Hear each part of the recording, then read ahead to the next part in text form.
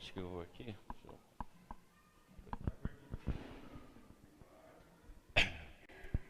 Meus amigos, bom dia. Bom dia, pessoal da TV Ibis. Bom dia a todos. Eu costumo dizer que existe um conhecimento sutil de determinados assuntos que você não vê quando você está nos primeiros estudos, mas que à medida que a gente vai amadurecendo, esse conhecimento surge no sentido de mostrar algo extremamente relevante. Os Cristos de Deus é um assunto como esse.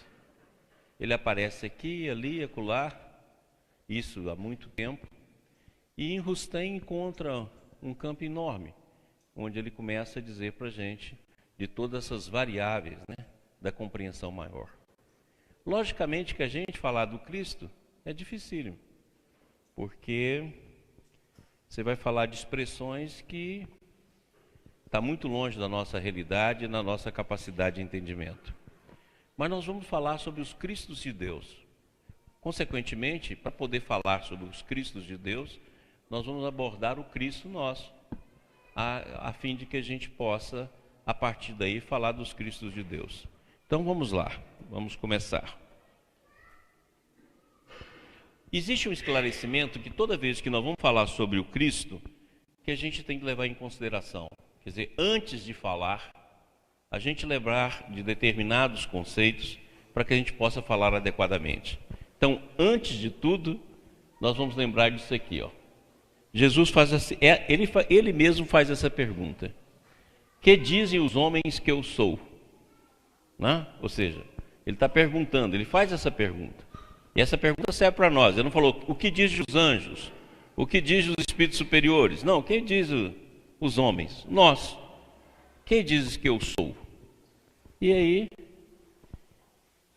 a resposta veio, está lá no Evangelho de Marcos, Ele fala o seguinte: eles responderam, João Batista, outros, Elias, outros, ainda um dos profetas. Você vê que a compreensão aí do processo reencarnatório já existia, Quer dizer, Elias, João Batista, um dos profetas. E aí, Emmanuel diz, antes de tudo, antes de tudo, precisamos compreender que Jesus não foi um filósofo e nem poderá ser classificado entre os valores propriamente humanos, tendo-se em conta os valores divinos de sua hierarquia espiritual, na direção das coletividades terrícolas.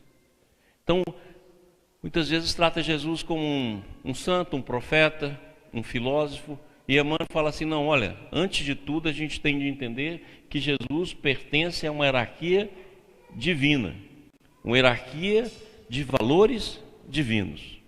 Olha, se o Cristo pertence à hierarquia de valores divinos, os homens que ainda tratam Jesus como um revolucionário, que trata como um filósofo, que trata como um profeta, está longe da realidade.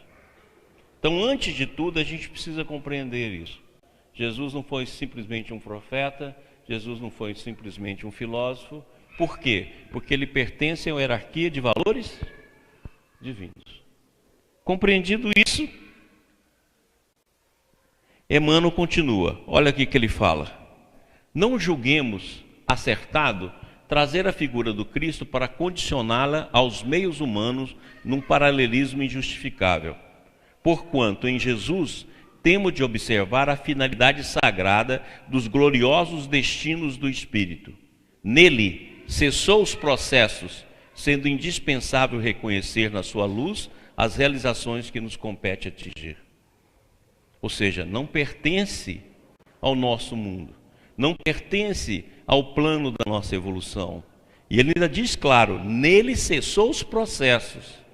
E nos chama a atenção ainda, não julgamos acertado trazer a figura do Cristo para condicioná-la aos meios humanos. Ou seja, é de outro campo, e o próprio Jesus disse isso, daqui a pouco nós vamos ver essa passagem.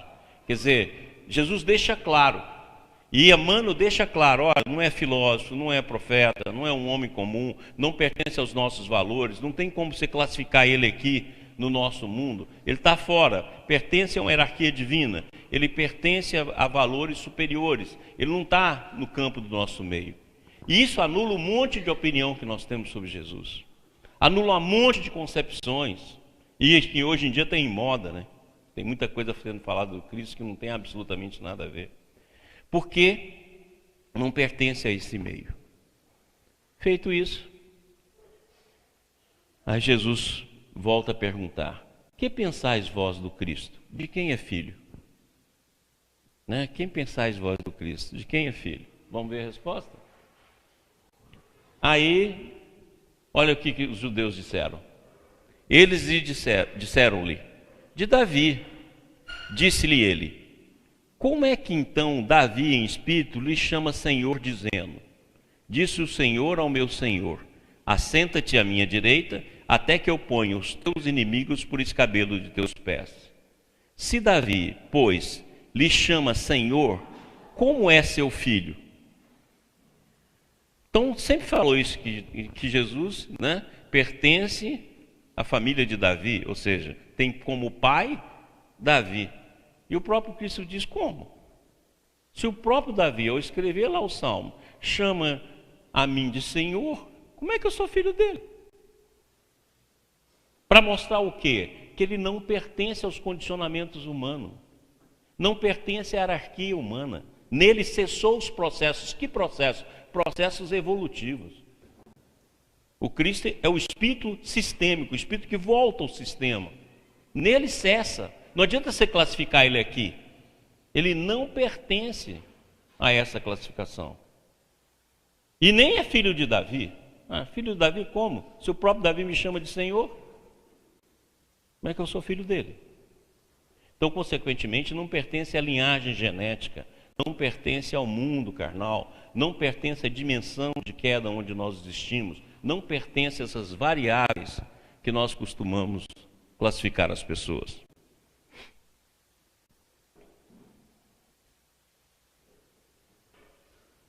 Aí, ele pergunta, disse-lhes ele: e vós, quem dizes que eu sou? Olha, que dizem os homens? Que dizem os judeus? Aí ele fala assim: agora vocês são meus discípulos. O que vocês acham que eu sou? Aí o Pedro vai lá e Simão Pedro respondendo disse: tu és o Cristo, o Filho de Deus vivo. E ele mesmo diz, né? Deus não é Deus dos mortos, Deus é Deus dos vivos. Ou seja, então tu és o Cristo, o Filho de Deus vivo. Olha a diferença de ser um filósofo, de ser um profeta, de ser um homem que veio trazer uma mensagem, ser um homem que estudou nas dimensões humanas. Olha a diferença, ele não pertence a esse campo, não pertence a essa classificação. Ele é, antes de tudo, o Cristo, o Filho do Deus vivo. Aí Emmanuel completa: enviado de Deus, ele foi a representação do Pai junto do rebanho de filhos transviados do seu amor e da sua sabedoria, cuja tutela lhe foi confiada nas ordenações sagradas da vida no infinito. Então olha que interessante. Primeiro ele fala que nós somos transviados do amor, porque nós caímos. Então, consequentemente, se nós somos transviados do amor e o Cristo é o amor, a diferença entre nós e ele é enorme. Filhos transviados do amor, do qual, olha bem o que ele diz, ele tem as ordenações sagradas da vida no infinito. Ou seja, está muito além do tempo e do espaço. Porque infinito é igual à eternidade. Não é a coisa muito grande. O infinito é a dimensão sem dimensão. Ok? Então a gente precisa entender isso. E a gente comete esses erros. Comparar Jesus ao nosso meio. Comparar o Cristo a nossas possibilidades. Reduzir o Cristo. Isso é uma visão reducionista. E Emmanuel, nesse ponto, junto com Rustem, deixa as coisas muito claras. Não é assim. Não é um homem comum e não pertence à hierarquia. Está em outra dimensão, em outro processo muito além. É um Cristo cósmico, como diz o Balde. Se nós entendermos assim, nós temos um caminho para começar a entender os Cristos do qual nós estamos falando. Caminhando. E aí Jesus deixa claro, ele falando dele. Então você viu, primeiro ele pergunta, o que dizem os homens aí que eu sou? Depois os judeus chegam para ele e ele pergunta, de quem que eu sou filho? Aí vai lá e pergunta para os discípulos, e vocês, acham o que que eu sou? Aí ele vem e fala, olha o que ele diz, eu e o Pai somos um. E isso é muito importante a gente entender. Se nós pegarmos as leis da vida e tentarmos juntá-las todas, e nós demos um curso sobre isso, né, na TV Ibis, nós mostramos lá que as leis da vida começam na força. É o primeiro estágio. O Velho Testamento foi escrito sob a ordem da força. Tanto é verdade que ainda tinha um Deus guerreiro, o Deus dos exércitos. Por quê? Porque naquela época a força nos dominava. Na hora que veio Davi destruiu Golias jogando lá uma pedra na cabeça dele. Usou de astúcia. Começa então o regime de astúcia. A força evolui para a astúcia. Nós estamos nela até hoje. No Brasil, então, é a melhor escola mundial de astúcia que existe no planeta. Certo? Ah, não, eu quero ser astuto. Vai lá para o Brasil. Nasce lá, que a astúcia lá está extremamente desenvolvida. Né? Aí nós viemos para a astúcia. Mas quem faz a força e faz a astúcia, acaba chegando na causa e efeito. Não tem como. Eu vou ter um tempo de força, eu vou ter um tempo de astúcia, mas eu vou chegar na causa e efeito. Na hora que eu chego na causa e efeito, eu tenho a possibilidade de correção. Aí eu vou para um caminho maior, que chama de retidão. Ou seja, o caminho reto. Ontem o Jorge falou sobre isso aqui. O caminho reto. Procurar entrar pela porta estreita, porque eu largo o caminho que leva à perdição. Ou seja, a retidão. No momento que você entra na retidão, começa a acontecer determinados fatores, porque você começa a entender da lei divina e colocar sua vida dentro da lei. O que eu gosto de chamar de surfar a lei divina. Quando você começa a fazer isso, ocorre o fenômeno dentro da lei que é conhecido como sincronicidade, que o Jung foi lá e descreveu muito bem. São os processos sincrônicos, sem que tenha causa e efeito, e são processos que estão interligados dentro de um campo do tempo. Esses processos sincrônicos começam a acontecer. É aquilo que muitas vezes você fala assim, o universo conspirou ao meu favor. Não, é porque a lei que você está surfando te alcança. Na hora que vai para a sincronicidade, você vai para outro elemento, que é a complementaridade. Aí sim, a lei não só permite você conhecê-la, não só permite você entendê-la, como também permite que você seja ser coparticipante. Você passa a ser complementar. Esse processo evolui e vem a interconexidade. Quando você, através do processo intuitivo, através do processo de visão, começa a ter o diálogo com o divino. Essa interconexidade leva à identidade. E a identidade leva à ordem. Então Jesus está mostrando onde que ele está. Ele está no campo de identidade e de interconexão completa com o Pai através da ordem. Eu e o Pai somos um. E Jesus ainda fala, poxa, que todos eles sejam um como nós somos um. A esperança de que esse processo ocorra. Então, se ele e o Pai é um, olha a diferença em relação a nós. Nós ainda somos espíritos compostos. E composto não é de mal e bem, não, porque a gente tem essa mania de achar que tem bem em nós. Não, é menos mal e mais mal. É mauzão e malzinho. O malzinho a gente chama de bem. Não, é mauzão e malzinho. Eu já sou mauzão em algumas coisas, malzinho em outras. Oh, que beleza. Que o mauzão se torna malzinho. Mas não tem essa de achar que em nós tem virtude. Não temos ainda. Então, consequentemente, nós somos espíritos compostos, como diz o irmão Auro. Estamos longe desse processo de desenvolvimento. Agora, o Cristo não. O Cristo é de identidade. Entendeu a diferença? Entendeu como a gente tem de corrigir muitas das coisas que a gente fala, diz sobre o Cristo? Uma diferença brutal. Continuando. E Emmanuel fala sobre essa afirmação de Cristo. A afirmativa evidenciava a sua perfeita identidade com Deus, na direção de todos os processos atinentes à marcha evolutiva do planeta terrestre. Olha, cara, olha o que Jesus representa. É a identidade, perfeita identidade. Ou seja, não é só a identidade, é a identidade perfeita. E olha o que ele diz: na direção de todos os processos atinentes à marcha evolutiva do planeta. Todos os processos. Mas se eu estou falando de todos os processos, eu estou falando de fauna, de flora, de matéria, de energia, de processos sociais, de processos íntimos, de processos psicológicos, de tudo, de governos. Então, todos os processos da marcha evolutiva estão no Cristo. Ele é responsável.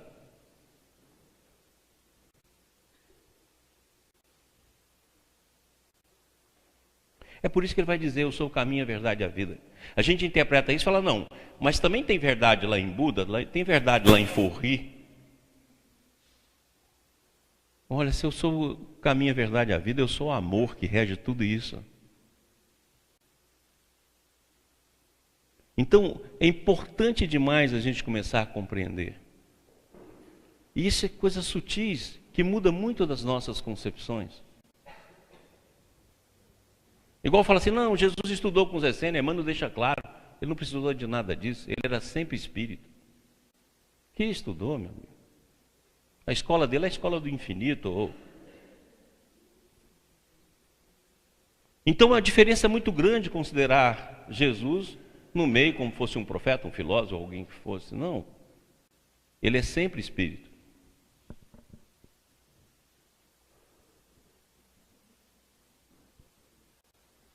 E olha aqui que Jesus diz claro: se vós me conhecesseis, a mim também conheceria meu Pai. Cara, essa afirmação é muito forte. Olha a diferença, eu quero mostrar bem essa diferença. Se vocês conhecessem a mim, conheciam o Pai. Como não conhece a mim, também não conhece o Pai.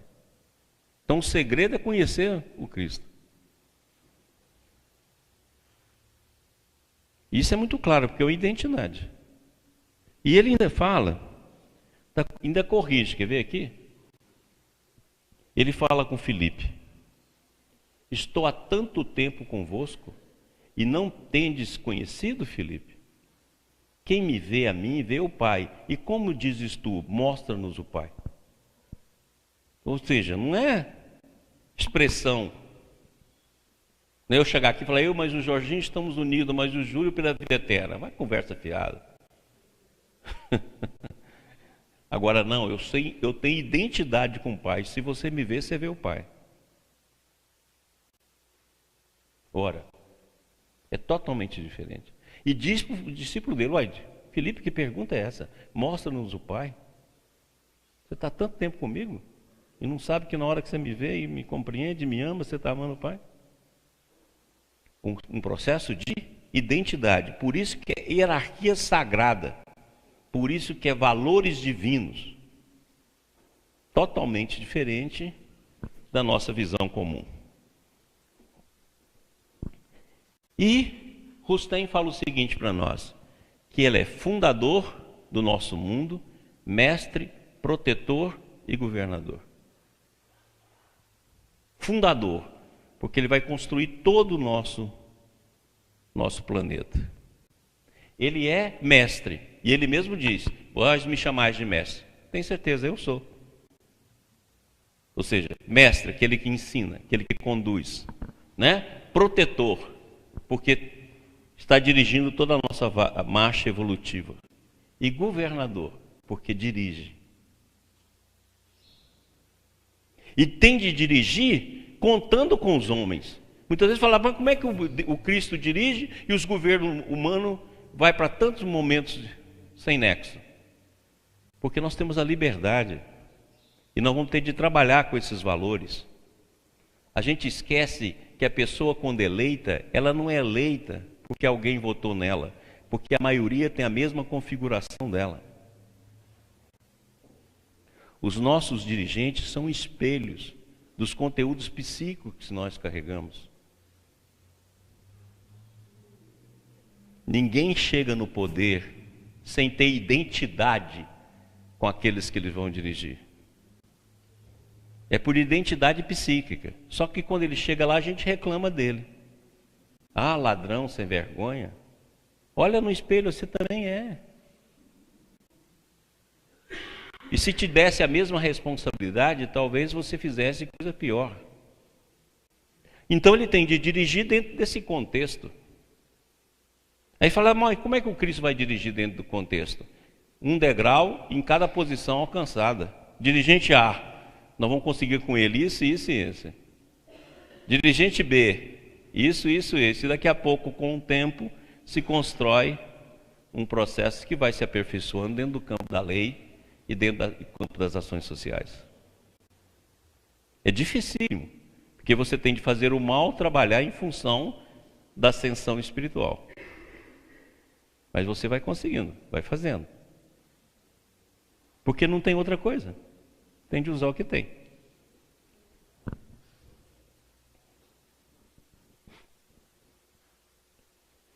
E aí em Rustem, olha que bacana. Ele fala o seguinte: são chegados os tempos de vos revelar a origem espírita de Jesus. A letra já tendo produzido seus frutos, agora mata. Sou a hora do Espírito que vivifica. Olha, essas revelações chegou. Até hoje falaram 1000 coisas de Jesus, mas agora chegou a hora. Os tempos são chegados de vos revelar a origem espírita do Cristo. Totalmente diferente. Você viu aqui que é totalmente diferente. Essa revelação veio através do tempo. Veio pelo Chico, veio por vários, veio pelo Balde. Veio revelar quem é o Cristo. Não é mais, que diz os homens que eu sou? Que diz os judeus que eu sou? Que diz os apóstolos que eu sou? Agora, o que diz os espíritos superiores sobre mim? Mudou a conversa. Não é qualquer espírito, que diz os espíritos superiores ao meu respeito. Então vamos ver sobre isso. E aqui tem uma passagem que eu estou colocando em homenagem a Paulo de Tarso, porque nós estamos aqui. Eu não daria de passar, eu adoro essa passagem. Paulo de Tarso, quando vai visitar a Casa do Caminho, que ontem nós vimos aqui, né, no nosso teatro, quando ele chega lá, ele fica indignado e faz essa pergunta para Estevão. Ele fala o seguinte: quem era esse Cristo? Não foi um simples carpinteiro? Quer dizer, coloca o Cristo lá embaixo. Ah, isso aí é um carpinteiro qualquer. E aí Estevão responde: ainda bem que o Messias fora carpinteiro, porque nesse caso a humanidade já não ficaria sem abrigo. Ele era de fato o abrigo da paz e da esperança. Nunca mais andaremos ao léu das tempestades, nem na esteira dos raciocínios quiméricos de quantos vivem pelo cálculo, sem a claridade do sentimento. Ave Maria! Emmanuel diz que Saulo mordeu o lábio de raiva. Ele era carpinteiro, mas já era um carpinteiro que, se fosse só carpinteiro, a gente não ficaria sem teto. Então isso mostra a importância do Cristo e o que é o Cristo, para que a gente comece a compreendê-lo de uma forma mais ampla. Rustem continua: curvai-vos diante da sabedoria infinita, que preside ao vosso progresso e o dirige por intermédio do Cristo, vosso mestre, protetor e governador do vosso planeta e da sua humanidade, dando-vos pouco a pouco a luz e a verdade, conduzindo-vos gradualmente através dos séculos para a perfeição. Então ele nos conduz para a perfeição. E ele deixa isso claro quando ele fala lá: permanecerei convosco até o final dos tempos. Final dos tempos é quando não é a mudança de um plano de expiação de prova para o plano de regeneração. Não, é quando acaba a evolução, quando chega a perfeição. Ele vai nos conduzir para isso, e está nos conduzindo através do tempo. E olha aqui que ele diz, dando-nos pouco a pouco a luz e a verdade. Se você for notar, em cada século, ele acrescentou algo em nós. Então, na época da Grécia, ele trouxe para a gente, só falando aqui sobre o Oriente, ele trouxe para a gente a filosofia. Na época de Roma, ele trouxe o direito. Depois disso, há uma reação transformando a igreja dele, como ele havia previsto, em algo extremamente nefasto. E ele vai trazer então a renascença, a arte, para voltar de novo o processo do conhecimento e da vida. Quando chegou no século XX, ele trouxe a ciência. E agora no século XXI, ele vai trazer a síntese. Então nós palmilhamos todos os campos do conhecimento. Muitas vezes a gente coloca de um lado o cientista e do outro lado a religião. É o próprio Cristo que manda os cientistas na Terra. E se você for estudar a vida dos grandes cientistas, eu não estou falando dos badecos, não. Os badecos falam mais do que pensam e falam mais do que produz. Mas se você pegar uma vida do Einstein, pegar a vida do Bohr, pegar a vida do Heisenberg, só para falar nesses caras, pegar a vida de Newton, certo? Só para falar nessas grandes figuras humanas que mantiveram a ciência acesa, se pegar a vida de vários cientistas que trabalharam na revolução da física relativista e quântica, todos eles discutiam filosofia, todos eles discutiam religião, todos eles. E discutiam de publicar livros, de passar noites pensando.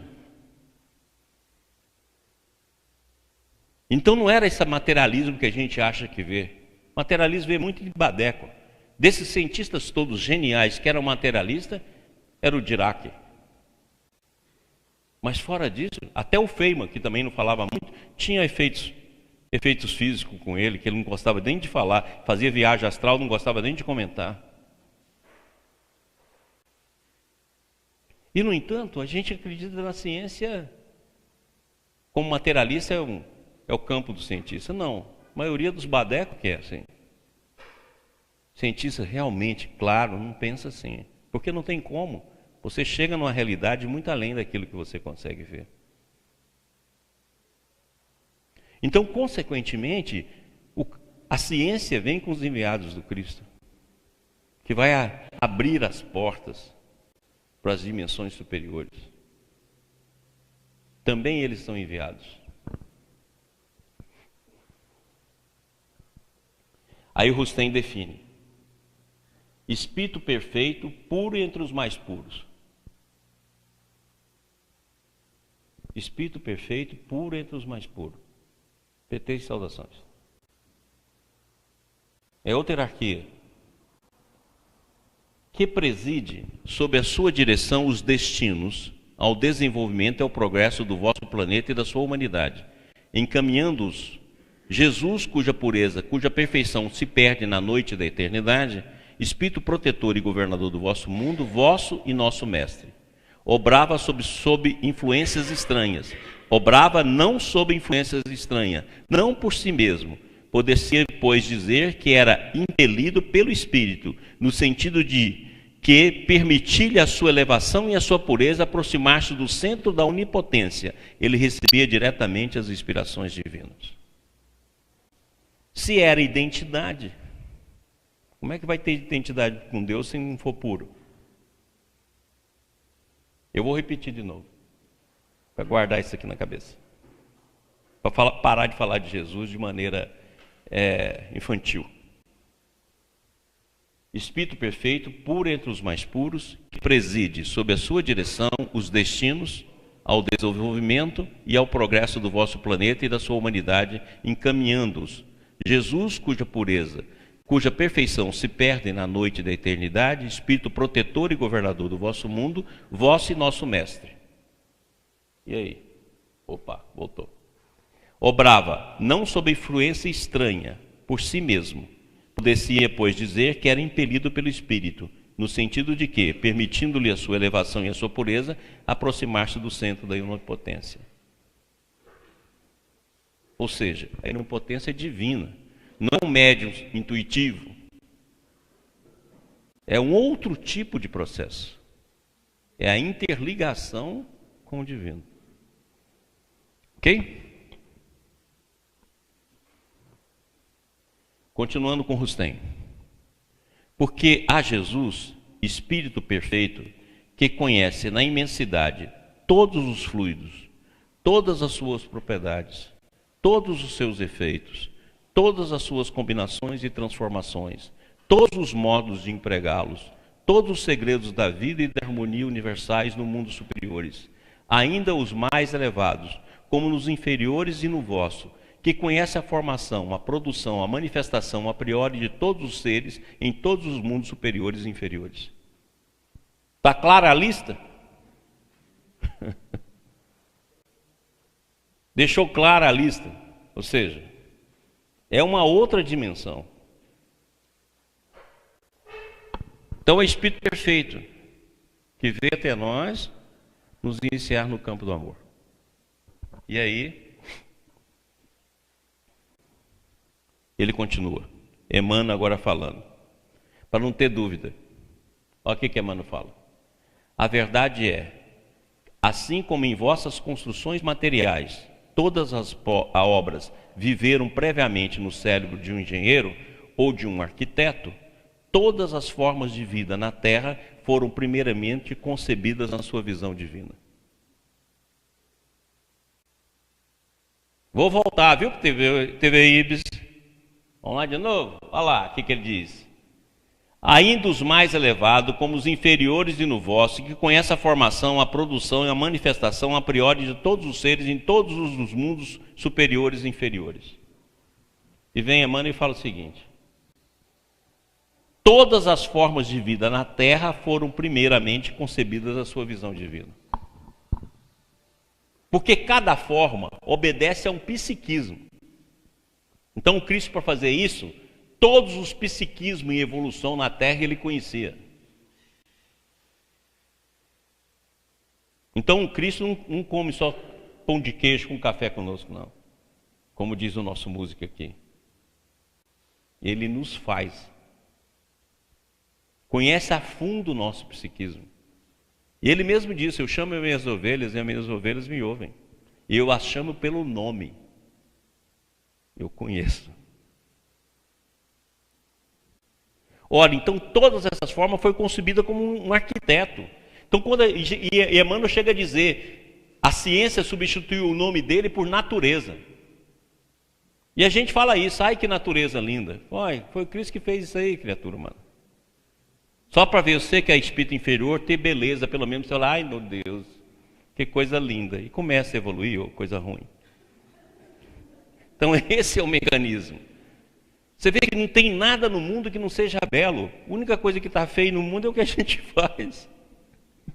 Mas tudo é belo, tudo é de uma beleza imensa. E isso foi concebido pelo Cristo e colocado em sua ação pelos arquitetos siderais. Então é outro plano de visão sobre o Cristo. É outra maneira de ver. Emmanuel continua. As formas de todos os reinos da natureza terrestre foram estudadas e previstas. Igual Rustem agora. Os fluidos da vida foram manipulados de modo a se adaptar às condições físicas do planeta, encenando-se as construções celulares segundo as possibilidades do ambiente terrestre. Tudo obedecendo a um plano pré-estabelecido pela misericordiosa sabedoria do Cristo, consideradas as leis do princípio e do desenvolvimento geral. E olha bem o que ele deixa claro. As formas de todos os reinos.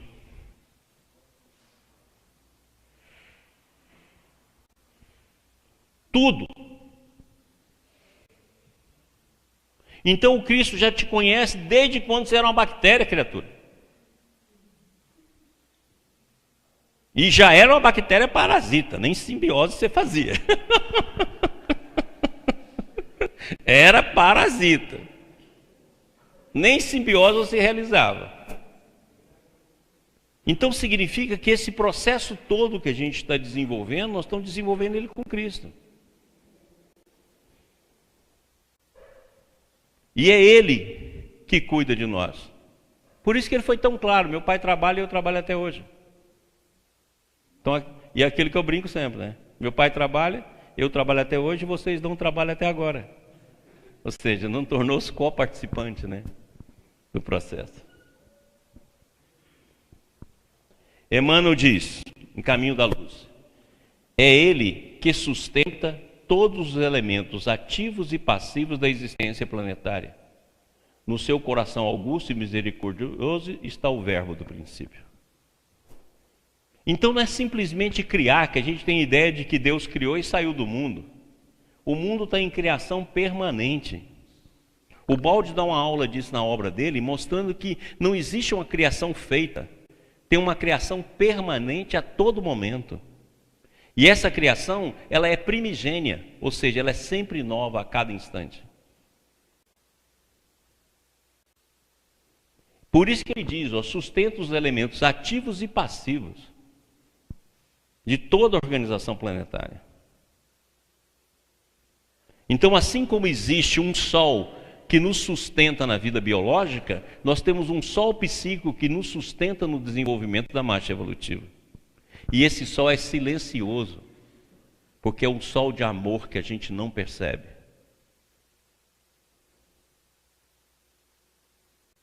É a vida abundante que o Jorginho falou aqui ontem.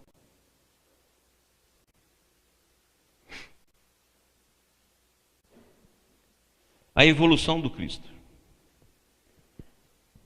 Então, nós vamos estudar um pouquinho sobre o que o Rustem fala sobre a evolução do Cristo, mostrando igualmente que essa evolução é diferente da nossa, porque nós somos os espíritos que fizeram grandes ciclos, como diz André Luiz lá no livro Nosso Lar, e o Cristo não.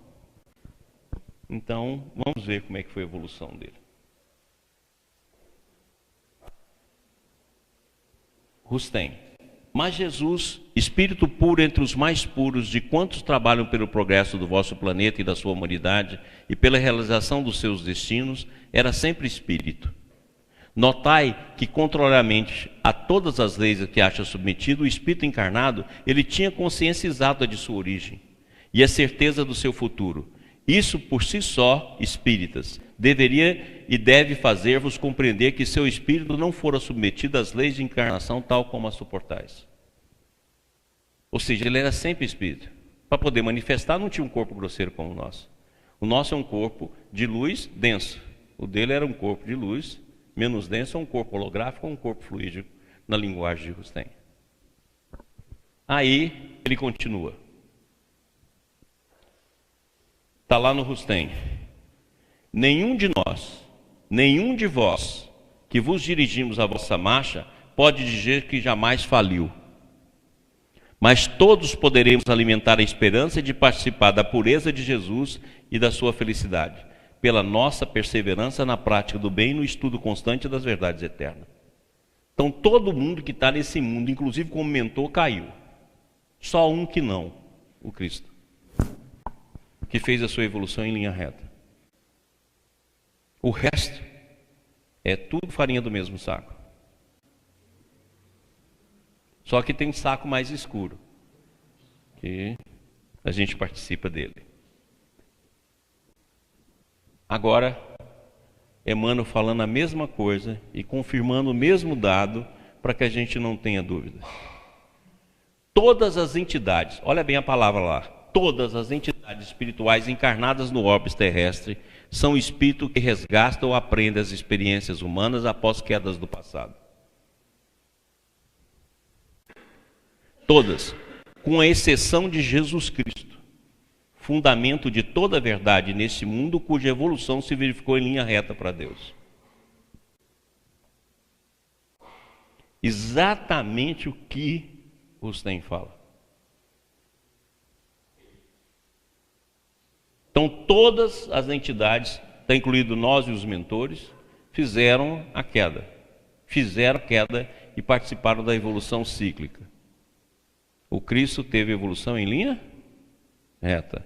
E tem mais, ó.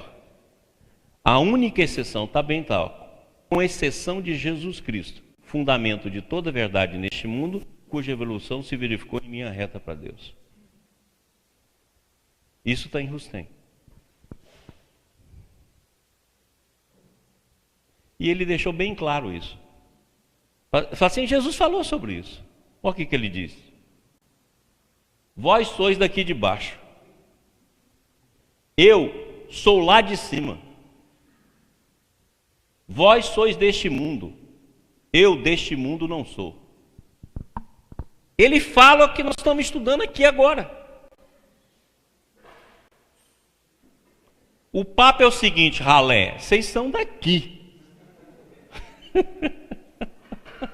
Daqui onde, Senhor? Desse mundo. Agora eu não sou desse mundo. Eu não pertenço a essa hierarquia. Eu não pertenço a essa evolução. E ele deixa claro. Então, se você olhar essa frase aqui, é o que nós estamos explicando. Ele diz, eu não sou. Eu não sou filho de Davi.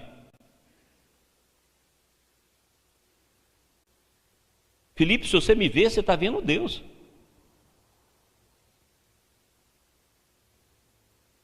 E deixa claro, vocês que são daqui, ou seja, vocês fizeram esse tipo de evolução, vocês escolheram esse caminho.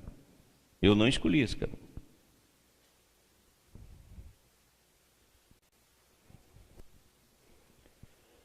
Jesus, estando fora da vossa humanidade, não teve uma infância semelhante à vossa, por isso que seu corpo, não sendo mais do que um perispírito quase material, com aparência da corporeidade humana, encobria, dada a sua natureza puramente perispirítica, um espírito constantemente livre.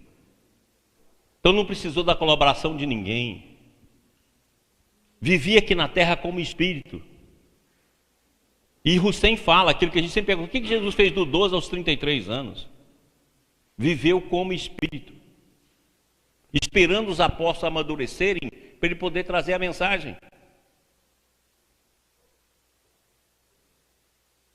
É isso que ele fez, e Hussein deixa claro, mostra o que aconteceu, ele é espírito, podia fazer o que ele quisesse. Então quando fala assim que Jesus saiu para o monte e ficou no deserto, que disse? Ele desaparecia a hora que ele quisesse. Voltava para as regiões espirituais do jeito que ele quisesse. Não dependia desse processo. Jesus não fazia viagem astral. Jesus não estava ligado a um corpo denso. É como ele diz aqui, ó, um espírito constantemente livre.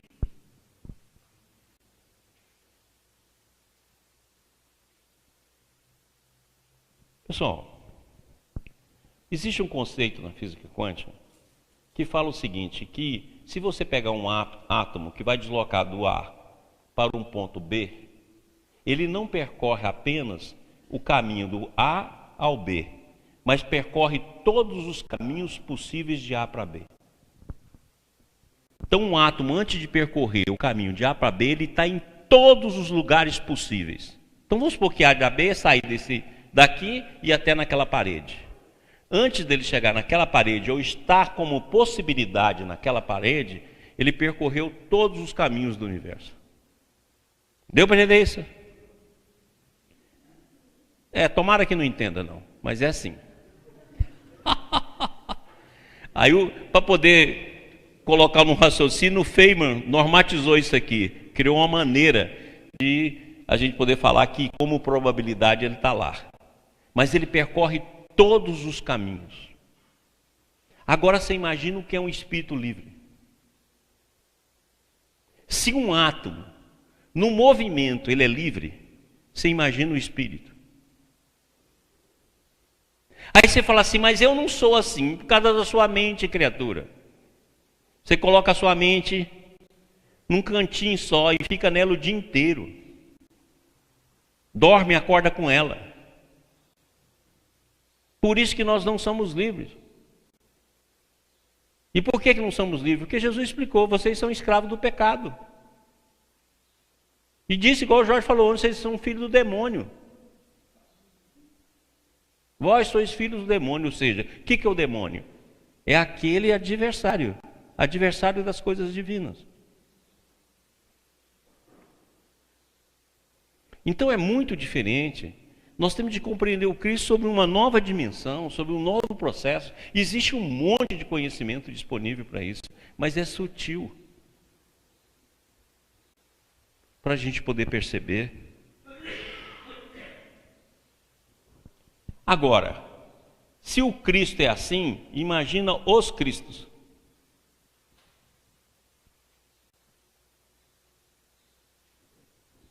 Você já imaginou?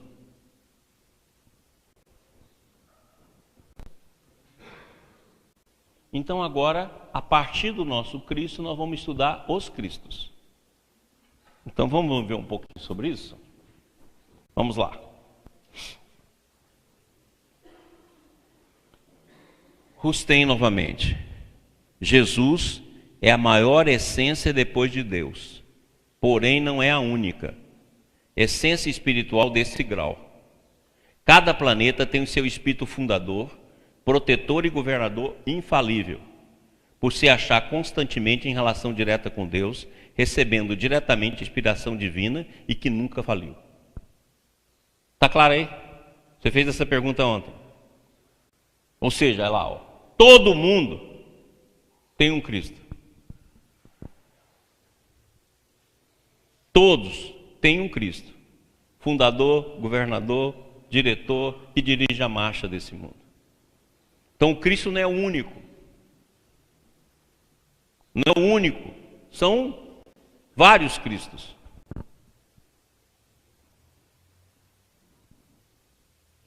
Hussein, cada mundo, qualquer que ele seja, guarda essa palavra aí. Cada mundo, qualquer que ele seja, galáxia, constelação, nebulosa, cada mundo, estrela,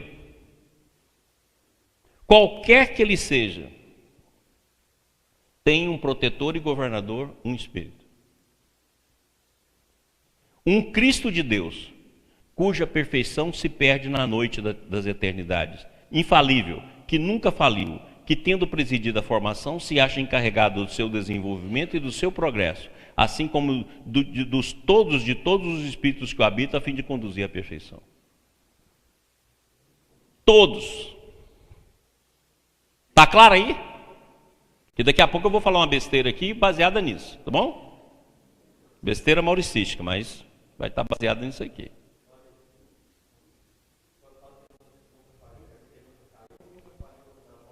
Na volta, né? No processo evolutivo. Não, o Bode explica isso lá no livro Cristo da queda involutiva. Na evolução, porque se ele não tivesse caído, não teria evolução. Entendido, né? Mas isso é outra palestra. Você me convida que eu venho. Então, olha lá. Olha o que Rustem fala. As missões desse Cristo de Deus são relativas, conforme ao grau e ao desenvolvimento do planeta. As terras ingratas, hello, nós aqui no pedaço. As terras ingratas, quais a vossa, eles pregam amor. Está claro? Nas terras ingratas, ele prega o amor. Aos mundos mais elevados, leva as grandes descobertas, as ciências e as artes, desempenhando em todas as fusões de alavanca para soerguer os instintos adormecidos, sempre de acordo com as capacidades e as necessidades do planeta, cuja direção lhes cabe. Aqui vai estar de falar de amor. Porque é ingrato. Porque nós somos transviados do amor, na passagem lá anterior. Agora, no mundo mais elevado, já pensou? Vai falar de ciência, vai falar de arte, vai falar de conhecimento e vai levar à perfeição.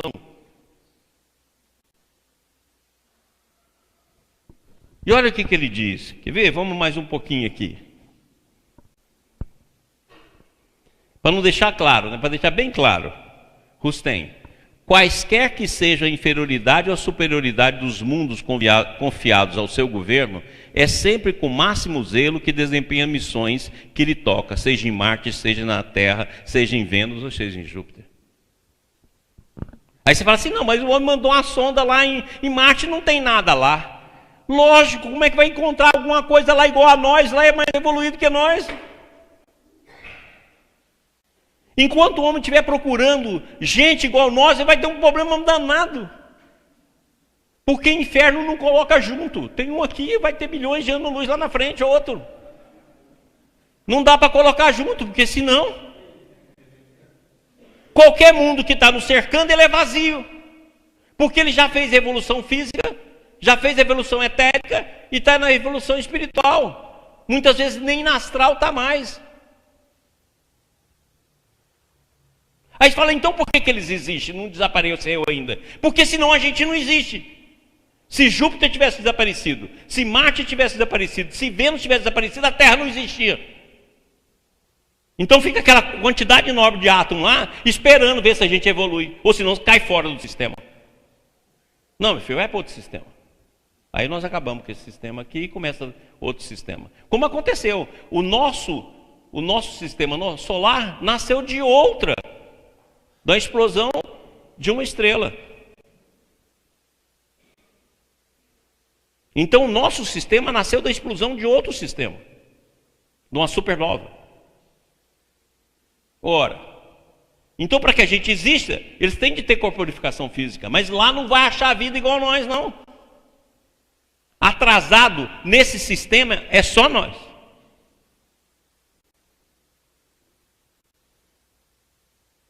Aí pergunta assim, mas onde vai ter outro mundo igual ao nosso? No quinto dos infernos. Aí vai. Quinto do inferno deve estar milhões e milhões de anos-luz de nós. Por isso que é quinto. Porque senão você não acha outro igual a nós, não. Então vai ter que ter muita tecnologia para chegar na humanidade igual a nossa.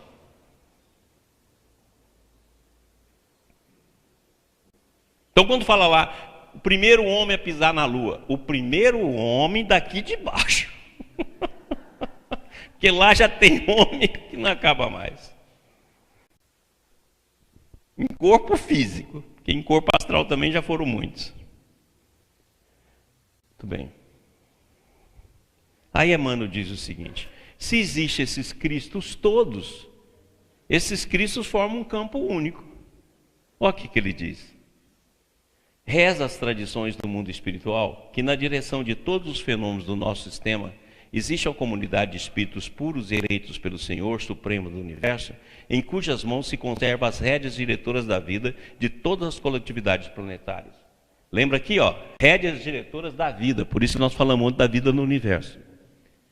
Em comunidade de seres angélicos e perfeitos, do qual Jesus é um dos membros divinos. Comunidade. Aí as pessoas interpretaram essa comunidade como se fosse uma assembleia igual nós. Tem muita gente falando isso aí agora. Reuniram, aí Jesus levantou, pediu a palavra. Me dá a palavra aí. Eu quero saber disso. Imagina!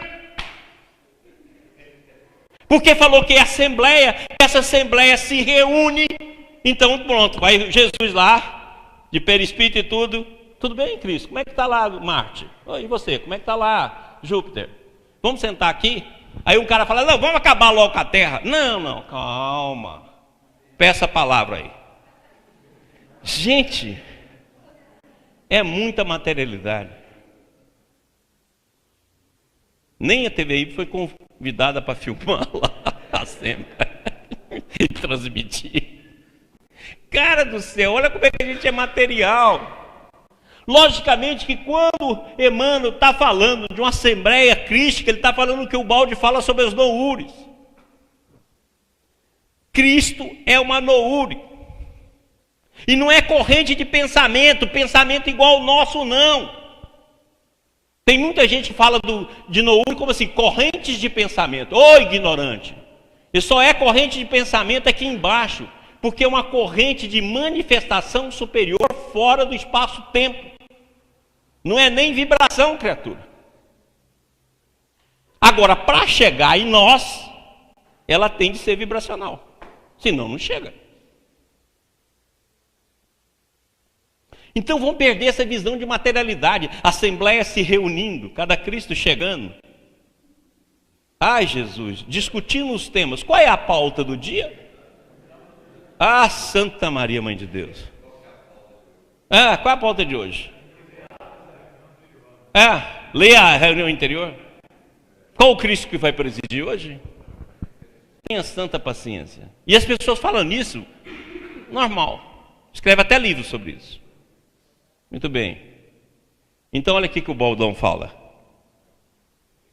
Eis porque, muitas vezes, se torna difícil a chamada identificação espiritual, precisamente porque já não tem significação em mais altos planos o conceito de personalidade em sentido humano. Naquelas zonas de evolução espiritual, os seres se ligam por ressonância em forma de existência coletiva. Isto é, existem em forma de correntes de pensamento. Por isso, mal emergimos nessa atmosfera conceptual de evolução, encontramos noures e não individualidades separadas, como nos induziria a supor a analogia com o mundo humano.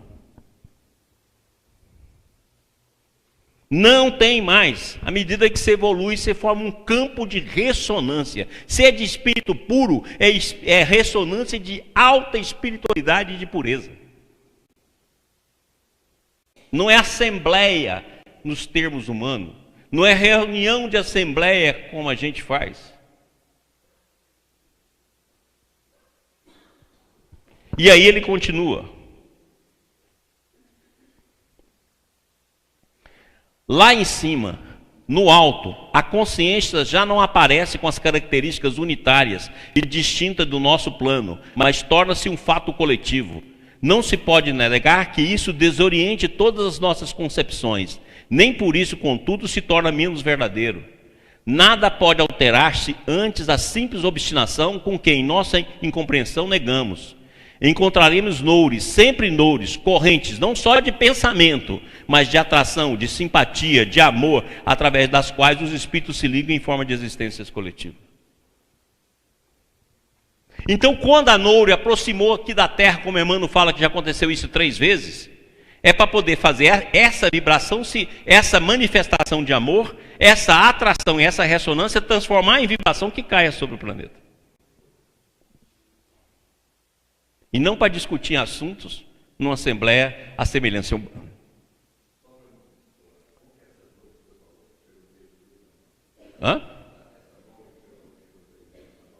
Emmanuel diz que essa assembleia de espíritos puros se reuniram e estiveram junto à atmosfera planetária 2 vezes e uma 3ª vez agora. Então, quando eles falam isso, a ideia é que os espíritos vieram tudo convidados por Jesus, igual nós vimos aqui para Uberlândia, né? E reuniram para discutir o assunto. E tem muita gente que está escrevendo sobre isso. Não, quando eles fazem isso, as noures já existem, os cristos estão em interligação permanente. Existe um campo de identidade permanente, de ressonância permanente. É uma corrente noure que sustenta o universo. Se o Cristo sustenta todos os elementos ativos e passivos, é a noure crística que sustenta o universo. Deu para entender? Olha, se sustenta o universo, eles estão interligados em ressonância permanente. Fala, então por que eles aproximaram da Terra, como diz Emmanuel? Porque eles aproximaram para que essa vibração, para essa manifestação se tornar vibração e cair sobre nós. Como acontece quando a Terra aproxima mais do Sol e ganha um maior campo de energia, como aproxima de algum outro planeta que ganha, ou de algum outro sistema de planeta que vai ganhar energia vindo dele, vai se banhar em maior número. Mas não reunião como uma assembleia comum, como a gente imagina. Isso é trazer o Cristo com a densidade material. Ignorância.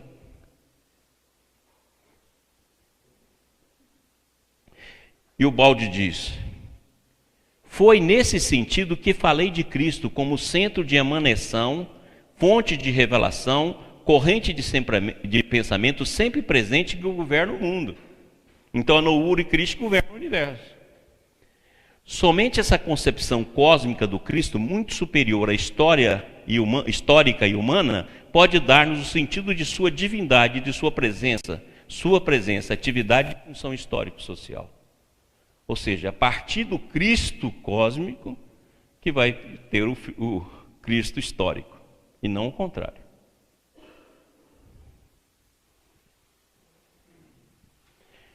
A ordem de Melquisedeque. A ordem de Melquisedeque vai surgir lá nos Salmos.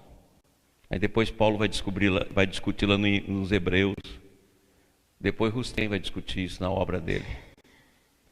Então vamos falar um pouquinho dessa ordem, que é a ordem dos Cristos, dessa noure crística. Olha como está lá. Nos Salmos. Tu és sacerdote para sempre, seguindo a ordem de Melquisedeque. Já dei uma palestra no Rustem, baseada em Bittencourt Sampaio, que eu falo quem é o Melquisedeque, rei de Salém. Mas está aí. Ou seja, ele não pertence à ordem de Araão, que vai fazer lá a tribo dos Levis. Não, Jesus é lá de cima, ele pertence a uma ordem de Melquisedeque, em outras palavras, da noure crística. Deu para entender, gente? A ordem de Melquisedeque nada mais é do que a noure crística que o Bode acabou de dizer. E essa revelação já está presente desde os Salmos. E aí, lá em Hebreu, Paulo fala, repete, né? Sem pai, sem mãe, sem genealogia, não tendo princípio de dias nem fim de vida, mas feito semelhante ao Filho de Deus, permanece sacerdote para sempre. Ou seja, é uma ordem de eternidade, além do espaço e do tempo. Em outras palavras, é a noure Cristo.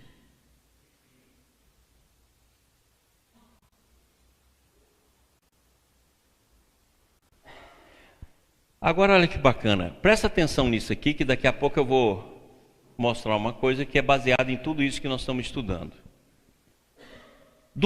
Isso aqui é o Chico falando no livro A Era do Espírito. Olha o que ele diz.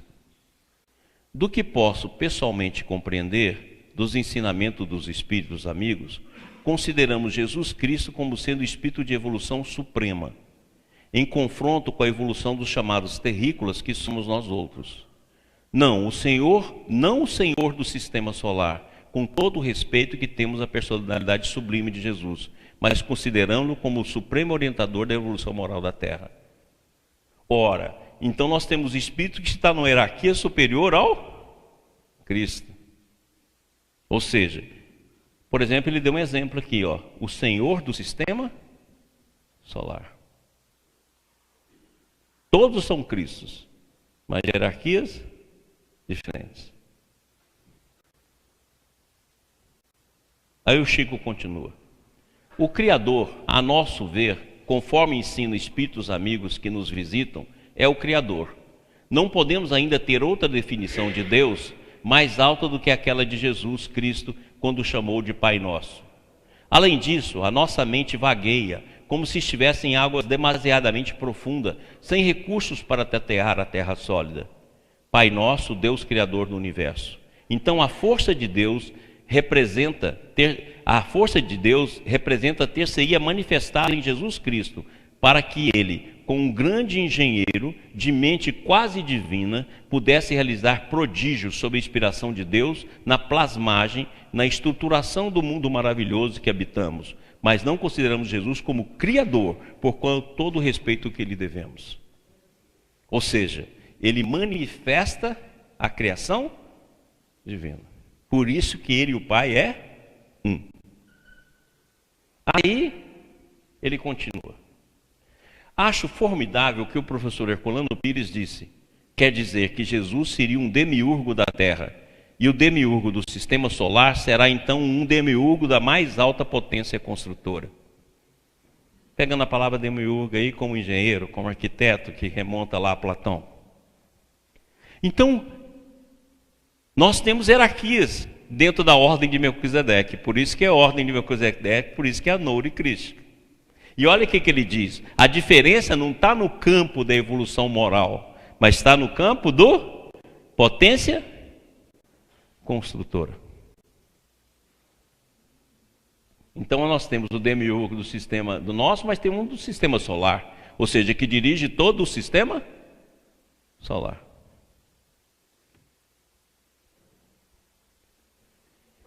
E o Chico continua. Porque tudo está dentro da ordem divina. Cada mundo, cada sistema, cada galáxia, orientada por inteligência divina. E Deus para lá disso tudo, sem que possamos fazer uma definição. Vou repetir aqui que é a sua pergunta de ontem. Porque tudo está dentro da ordem divina. Cada mundo, cada sistema, cada galáxia orientada por uma inteligência divina. Puro espírito, que nunca caiu. Agora, vocês vão me dar licença, porque eu resolvi fazer a ordem de Melquisedeque. É muito peito. Mosquito da dengue. Falando sobre luzeiro. Mas eu tive o peito de fazer. Eu falei, com essa definição do Chico e com aquilo que o Rustem fala, eu falei, se a gente fosse fazer uma ordem baseada num conceito que a gente já entende do universo. Aí eu fiz essa ordem aqui, que é a ordem de Melquisedeque. Então vamos chamá-la de ordem Maurício-Deque. Para não ficar muito feio para mim, né? Errar tanto. Então aqui eu coloquei Cristo sistêmico, os espíritos que nunca caíram, que permaneceram no sistema. Se nós formos pegar aquela passagem, 1/3 caiu, que está lá, né? 1/3 dos dragões caíram do céu, então os 2/3 dos espíritos, o infinito, não caíram.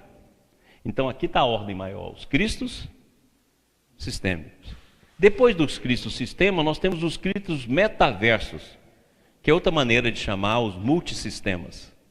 Ou seja, o Cristo que dirige sistemas de universos. Ou seja, aquele com capacidade construtora que dirige sistemas de universo. Então está aqui, Cristo de sistemas de universos.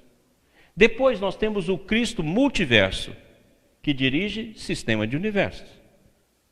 O de cima, sistema de sistemas de universos. Esse aqui, de sistemas de universos. Depois nós vamos para os cristos metagalácticos, que dirige sistema de galáxias. Depois nós vamos para os cristos multigalácticos, que dirige sistema de galáxias. Depois, Cristo galáctico, que dirige galáxias. Depois, Cristo metas estelares, sistema de estrelas. Está entendendo o raciocínio que eu fiz? Peguei o que a ciência está falando hoje e fui fazendo a ordem de Melquisedeque. É petulância? É, mas a gente entende um pouquinho da ordem. Repete isso aqui, eu repeti de lá para poder ficar fácil da gente entender. Aí depois nós temos os cristos multiestelares, sistemas de estrelas. Depois os cristos estelares, várias estrelas. Depois os cristos de metasistemas, sóis e planetas, sistema de sistemas planetários. Depois o Cristo multissistema, sóis e planetas, sistemas planetários.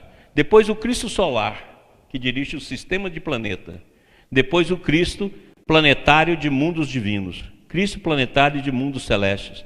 Cristo planetário de mundos ditosos. Cristo planetário de mundos felizes. A ordem que Kardec fez. Cristo planetário dos mundos de regeneração. Cristo planetário de mundo de expiação e prova. Nós. Cristo planetário de mundos primitivos. Cristo planetário de mundos em formação. Eis então a ordem de Melquisedeque. Essa ordem é formada de espíritos puríssimos. Sem pai, sem mãe, sem genealogia, ou seja, não nascem, encarnam em corpos holográficos, e é sempre espíritos. Ok? Por último, algumas pequenas definições de Emmanuel sobre Jesus, para que a gente possa recordar a presença do Mestre na nossa vida. Jesus é divino amigo da humanidade. Todo o fundamento da verdade da terra está em Jesus Cristo. Jesus é o modelo supremo. Os descrentes chegarão à verdade algum dia, e a verdade é Jesus Cristo. Até a próxima.